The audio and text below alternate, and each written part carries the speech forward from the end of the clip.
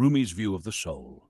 Maulana Jalaluddin Rumi did not see the soul as something small, weak, or limited to the body. For him, the soul was a divine light, a spark of God placed inside the human being. Rumi believed the body is the cage, the soul is the bird.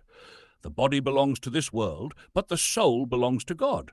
Rumi said, the soul is eternal, not born and not dying. Rumi taught that the soul does not begin with birth and does not end with death. The body is born and dies, but the soul moves from one state to another. He said, I did not come here of my own, and I cannot leave of my own. He who brought me here will take me home. For Rumi, death is not an end. It is a return to the beloved, a return to the source. He says the soul is trapped in the world and heavy body. Rumi believed that the soul feels sad, lost, and restless in this world because it remembers where it came from. It misses its true home. It feels imprisoned in the body. This is why humans feel loneliness in crowds, emptiness, even with success, a deep longing without knowing for what. Rumi said this longing is the cry of the soul trying to return to God. He wrote in the Masnavi that the soul is like a reed flute, crying because it was cut from the reed bed. This pain is not a problem, it is a message.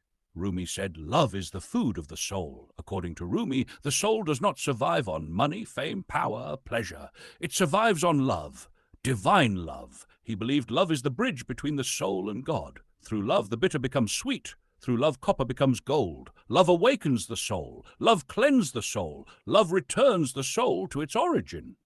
Rumi says, the ego is the enemy of the soul. Rumi said the greatest enemy of the soul is the ego, the false self that says, I am better, I am right, I want more. The ego ties the soul to the world, to anger, to greed, to fear.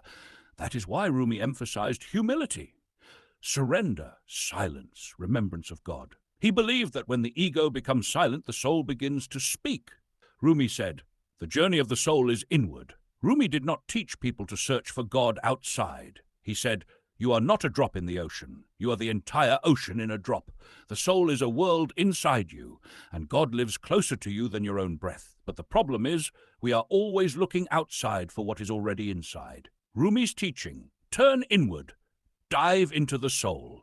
That is the real journey.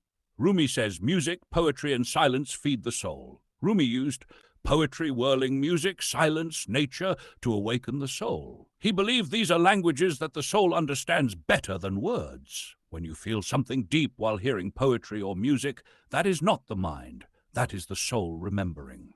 Rumi says, the final goal of the soul, union. The greatest teaching of Rumi is this. The soul is separated from God, and its only purpose is to reunite with God. Not heaven, not reward, not fear of hell, just union with the beloved. When the soul lies down in the grass, the world is too full to talk about. This is the end of the journey where you disappear and only truth remains.